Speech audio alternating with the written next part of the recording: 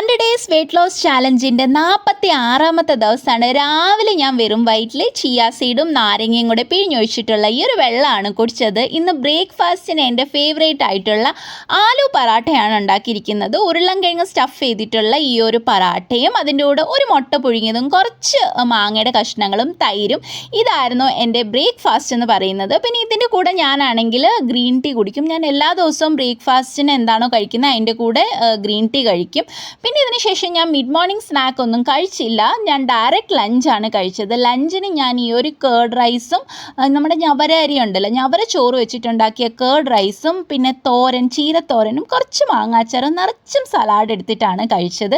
ഇതായിരുന്നു എൻ്റെ ഹെൽത്തി ഒരു ലഞ്ച് എന്ന് പറയുന്നത്. അതിനുശേഷം ഞാൻ ഈവനിങ് നടക്കാൻ പോകുന്നതിന് മുമ്പ് ഇന്നലെ കുടിച്ച അതേ ബനാന സ്മൂത്തി അല്ല, ബനാന ഷേക്ക്, അതായത് പഴവും ഡേറ്റ്സും ആൽമണ്ട്സും പൊട്ടുകടലയും കൂടെ ഒക്കെ ഇട്ടിട്ടുള്ള ഒരു ഹെൽത്തി ആയിട്ടുള്ള പ്രീ വർക്കൗട്ട് നമ്മുടെ മീലാണ് അത്. അപ്പോൾ അത് കഴിച്ച ശേഷം ഞാൻ നടക്കാൻ വേണ്ടിയിട്ട് പോയി. ഇവിടെ പാർക്കിലാണെങ്കിൽ നിങ്ങളൊരു സംഭവം കാണിക്കാമേ.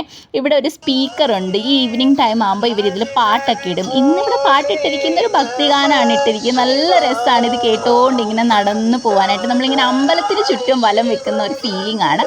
അപ്പോൾ നല്ല രസമായിരുന്നു അത്.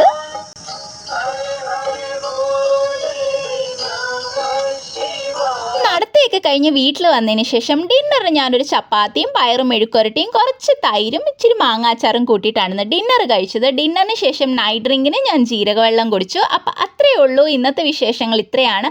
അപ്പോൾ വീഡിയോ ഇഷ്ടപ്പെട്ട ഒന്ന് ലൈക്ക് ചെയ്യണേ, ചാനൽ സബ്സ്ക്രൈബ് ചെയ്യണേ. അടുത്ത വീഡിയോയിൽ കാണാം. ടാറ്റ ബൈ.